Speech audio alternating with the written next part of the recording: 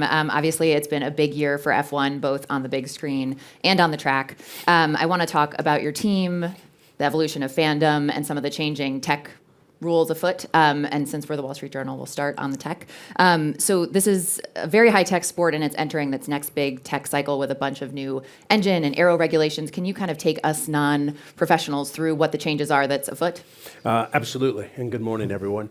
It's the largest change in Formula One's history as far as the technical development of the car. We're going from adding a lot of battery technology, sustainable fuels, movable aerodynamics, cars lighter, cars a little bit smaller.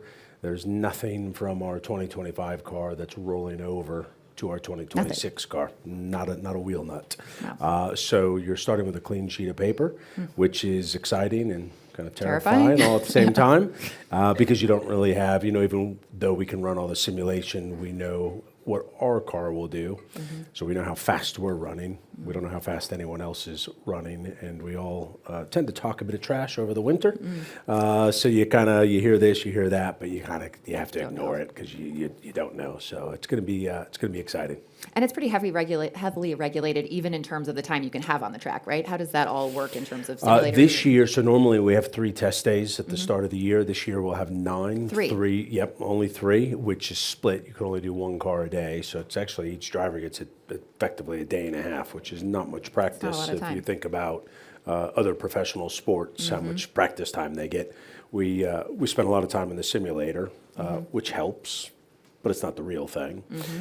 So we use it more to develop the race car. And so we'll start next week in Spain. So the whole season's been brought forward about 30 days. So we ended in Abu Dhabi. Then we had to go to Tashkent to collect our awards. The following week, you take a couple weeks off and you're right back at it. Wow. Not a lot of time between. Not a lot of time. So how do you get drivers ready for that? That must be a huge it's not just a physical sport, it's very mental. There's a lot flying at them. How do you sort of help them prepare for that big change?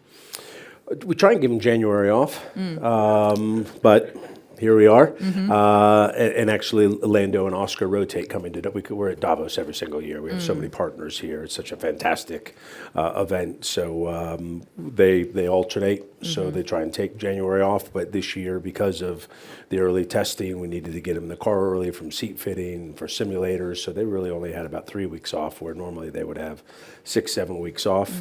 They know what they're doing as far as keeping themselves physically fit, diet, things of that nature.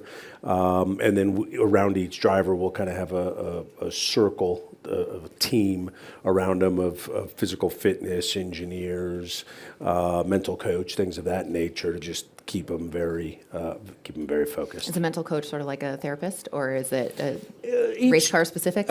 Each driver's a bit different, is kind of what makes them comfortable, the type of support system that they want. Sometimes it's friends. They're quite big groups. Their entourage, if you'd like, is probably 5-6 people, and that's just all. I think all sports. I think everything's kind of. There's a physicality to it, but it's all mental. So making sure you keep the drivers in the right frame of mind, in a good environment. The pressure's on. They're young, and it's amazing when they have hundreds of millions of people following them, microphones in front of them.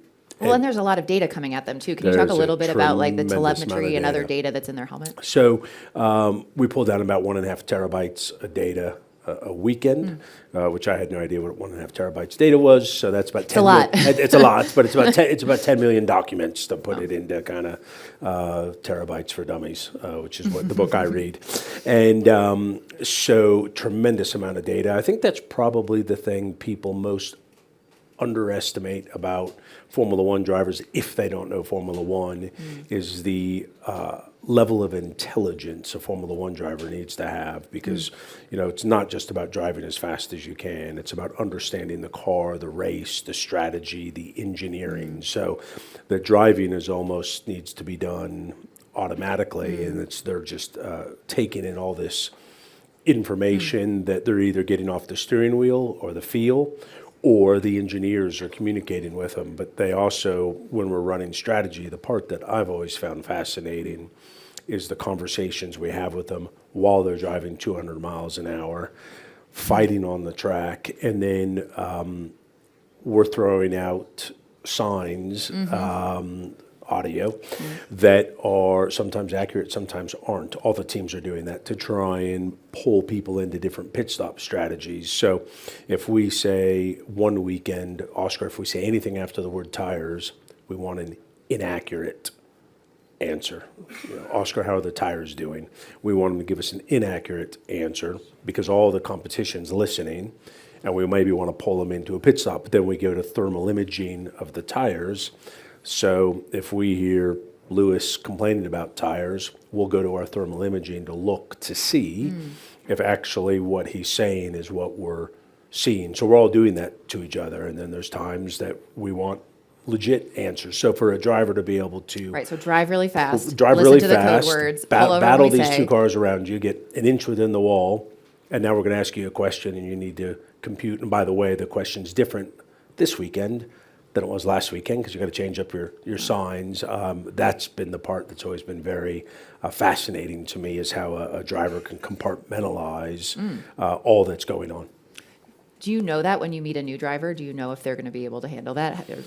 You can do a lot of testing through simulation. That's one thing you can do, is while they're driving, start throwing tasks at them and start to see if their driving becomes erratic. And so you want a driver, they're all unbelievably quick. These are your 20 fastest drivers in the world. But you see some that when they're at the limit, they're at the limit of their mental capacity as well. You look at the world champions, the Lando Norrises, the Max Verstappens, the Fernando Alonsos, they have so much mental capacity while being at the absolute limit. And those are the drivers that are the best, probably no different than any other athlete, especially the best of the best that tend to have extended careers, the Tom Bradys of the world. They're special, not just physically, but they've got something going on up here. You worked with Brad Pitt to prepare for F1. What was that like working with a brand new driver, and was he good? He was good relative to his level of experience. He's not going to get a place on the team. No, we're not going to hire him. Super nice guy. Very, very humble. I think when you come into a Formula One environment, I'm sure Brad's seen everything over the years. He said this was the best day of his life. Driving a Formula One car is pretty cool. He was very serious about it. I don't think it's something that you can't not take seriously. We did the simulation, the seat fitting. You got anybody in your race car, you want to be safe, but you have Brad Pitt in the race car, and then things don't go well, you'll make the Wall Street Journal. But he took it very seriously and did a very good job. Enjoyed it. Has become a real race fan, and I think they're working on the second movie. Nice.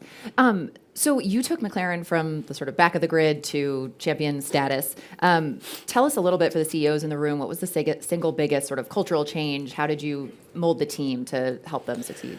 So it's quite a journey. We actually call it a quest, right? A journey was getting here this morning. Quest is Quest was that. For flying to the moon. So no guarantee you'll get there. It's all about people, even though we're in the technology business, and it's all those keywords that you see on all these companies, but actually living it and breathing it. So it's the obvious stuff. It's the trust. It's the transparency. It's the high performance. But you got to live it and breathe it. We attack problems, not people. In our world, usually when something goes wrong, there's a series of events that caused it. It's rarely one person. So kind of getting people comfortable and excited about tackling problems, not people. I changed up my leadership team, but I did that one at a time after I got to know what I was walking into. And so it became apparent to me why we were where we were. And it was kind of the culture, the environment. We had so many great people and championships and race wins. It was about getting everyone pointed the right direction, trusting each other. It was an environment that you were kind of guilty until proven innocent. If someone's left out of a meeting, we've all had meetings, you invite 20 people and you go, I should have invited that 21st. But that 21st person 10 years ago, they didn't invite me because they don't like me, they must be firing me. And it was like, actually, I think they just left you. So kind of getting that, everyone working together, challenging each other, and then getting an environment where you just try and be a little better today than you were yesterday. There's no silver bullets in business, and certainly not in ours. So it's about a mindset of very small incremental gains every day. And if you can get everyone doing that and build momentum, it's amazing watching a team come together.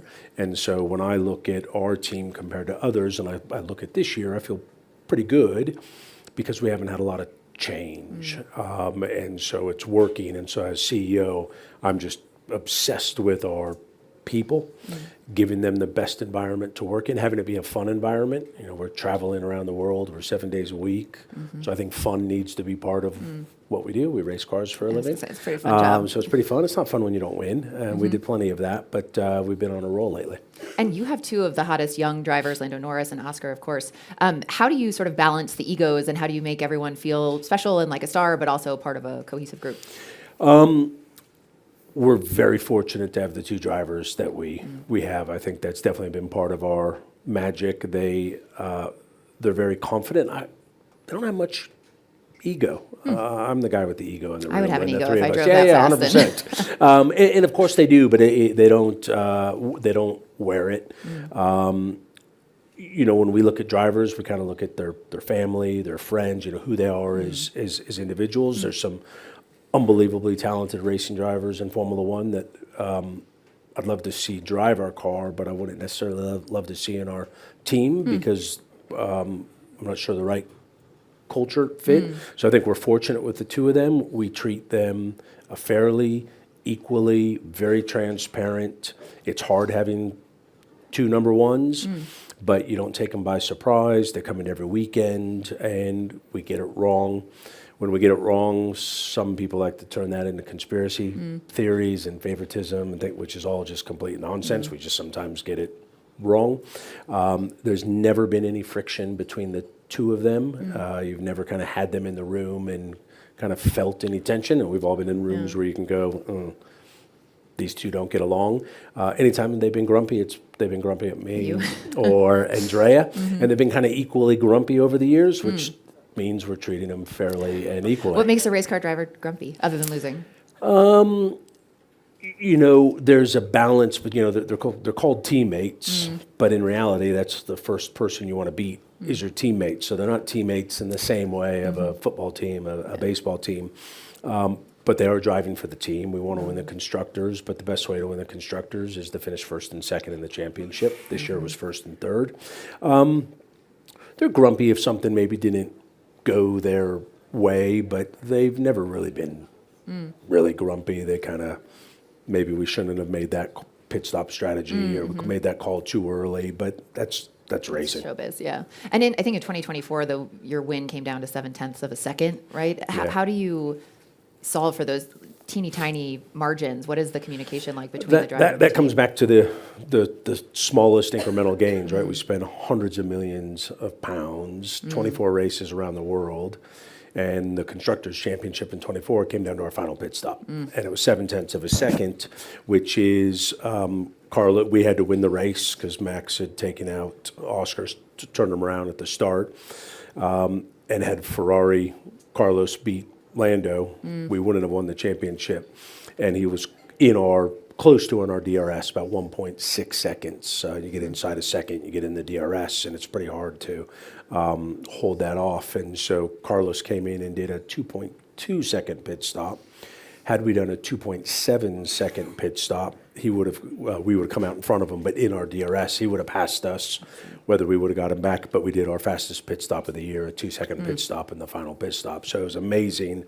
Hey, do all this work and a 2.7 second pit stop, which isn't a bad pit stop.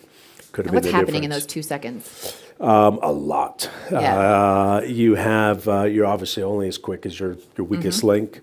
You have about 18 people around the car. It starts with the driver, has to start perfectly. And this is where it comes back to, you kind of attack the issue. If we have a bad pit stop, your instinct is you look at whoever was, what wheel didn't go on.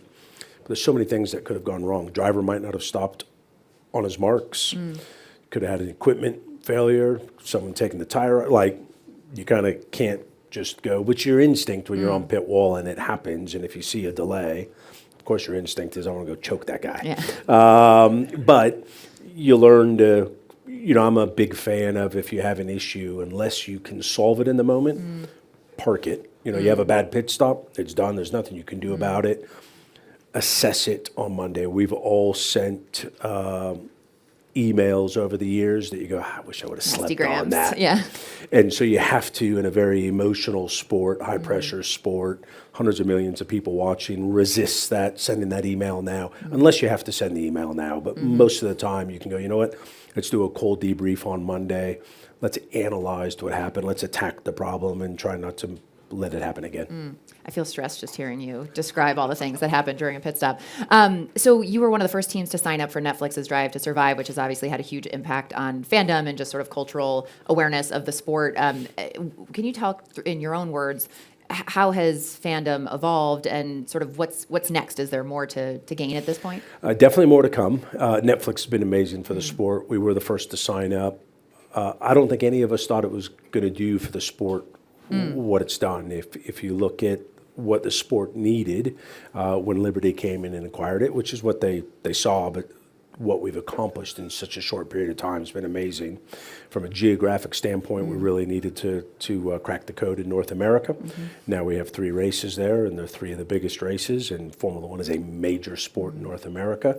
Well, and it's tough because a lot of the races are international too, so the time zones are all messed up. But it's when you're walking through New York, and Formula One was just not a topic 5 years ago, and now you can't walk through New York without being approached about Formula One is awesome. We needed a younger audience, and not just Netflix, but what the sport's doing, and then we needed a more diverse female audience. And so 75% of the new fans to Formula One are women and youth in North America. So the sport's in fantastic shape.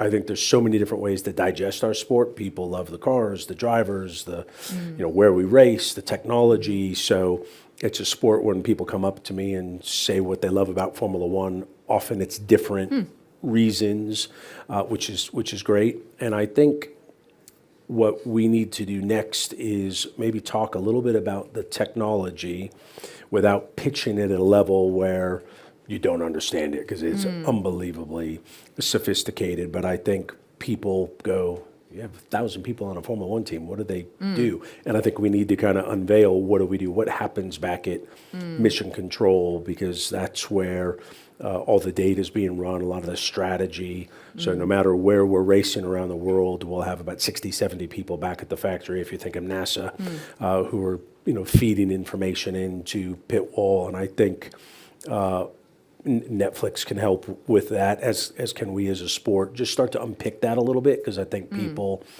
are fascinated when they come in the garage and they see how a Formula One team operates. And I think that will be an area. And then with digital technology, there's so many different ways you could dial into that technology depending on what interests you. And so I think that's an area that we can continue to evolve. Let's practice here. Let's talk a little bit about AI and how it factors into the sport. And obviously, it's very top of mind for everyone here. But how do you, to your point about trying to sort of reveal more of the tech and help people sort of understand just how complicated and sort of technical the sport is? Yeah, it's going to be interesting. We have the FIA is our governing body, and there's a lot of regulations around how much wind tunnel time we can use, how much CFD time we use. We have a system like NFL, where the worst team gets the first pick, and vice versa. The best team gets the last pick. For us, we're monitored on how much wind tunnel and CFD time we can get.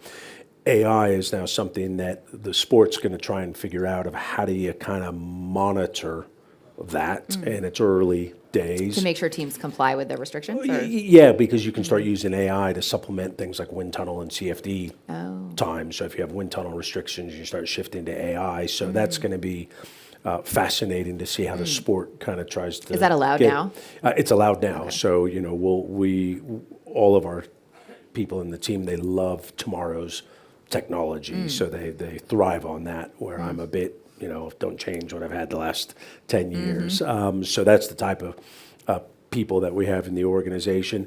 We're using it, of course, on kind of the marketing and communication side, but as it starts to creep into the technology, we're using it around seeing tire deg, and we're doing that a lot with our partners, with the Googles of the world, where we've had to, if we want to go look at a tire, they can pull out some anomalies as opposed to us having to sift through thousands of images, because we have at times we have to make literally split-second decisions, and you can see where it's gone wrong in the past, where we run 50 million simulations during a race weekend, and every 15 seconds, if a safety car comes out, here's what we would do. But if you are at a racetrack where something happens 23 seconds and it takes 20 seconds to get in pit lane, you have 3 seconds to make a decision. So you have no time to actually have a conversation. And that decision, where we got it wrong at Silverstone 2 years ago with tricky weather, can win or lose you a race. So it's fascinating, the decision-making process. When we need to make a pit stop, you can't anticipate. Well, you try and anticipate and run simulation, but you don't know when an incident's going to happen. And then you have maybe 18 seconds to get the tires out of the tire blankets. So you could have a situation, we do, where you've got 2 seconds to make a decision, and you have another 2 seconds to decide what tires you want. You just can't have a conversation in that period. So everybody needs to know what their role is, and it's the person with the highest level of knowledge on that particular topic. So when the person running tires says, "Here's what tires you use," you go with it. It's all very cinematic. You can picture each person being under a lot of pressure. A lot of pressure. It's very calm. We all look very calm on pit wall. That's not how we feel. Surely not.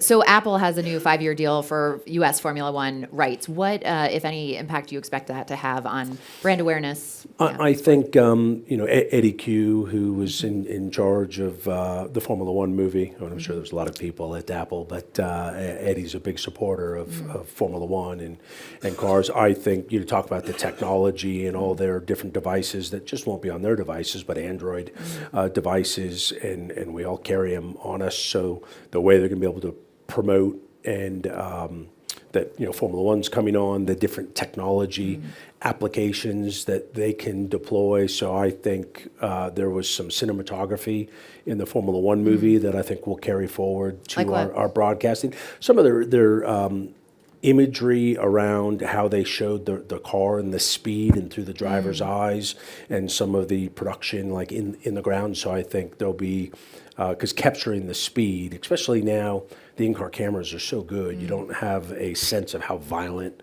the race cars are. So I thought there was some great work that they did there that I think will come across. And because that was Apple, I think you'll see what is capable in today's digital age and customized programming. So I'm quite excited. Yeah. How does all this change your approach to the commercial portfolio? Because obviously, in addition to all the team management and ensuring that you're winning, there's the commercial aspect of it. Yeah, commercials huge in our sport. We're fortunate. We've got the best partners in the sport. They're the who's who of big brands. The MasterCard's our new naming rights partner, which we announced last year, that starts this year. So now officially McLaren MasterCard Formula One team, and Google and Dell and Cisco, DP World, great partners. And they're all integrated into our racing team. So, sponsorship partnerships way back when was a kind of sticker on a car and hospitality, but now, Dell's involved in our wind tunnel, and Google around AI. And the drivers kind of become faces of some of the luxury brands too, 100%. So, our partners do two very important things for us. If they're on the kind of the B2B side, they're helping us either develop the race car or run our business better. And then if they're a consumer brand, they're helping us engage with our fans. And without fans, there's no Formula One, there's no McLaren. So that's what we look for in partners, is how can you either make us a better racing team. I was going to say, is that a prereq? If you're a business partner, you have to 100%. make us better. And they obviously want the storytelling, and they want to prove out their technology, and they want to be able to say, look, if we can do this with McLaren around the world at 200 miles an hour, we can do it for you. So I think it's a good case study because of how fast-paced we are, and then engaging with our fans is critically important. And I think that's something we spend a lot of time on.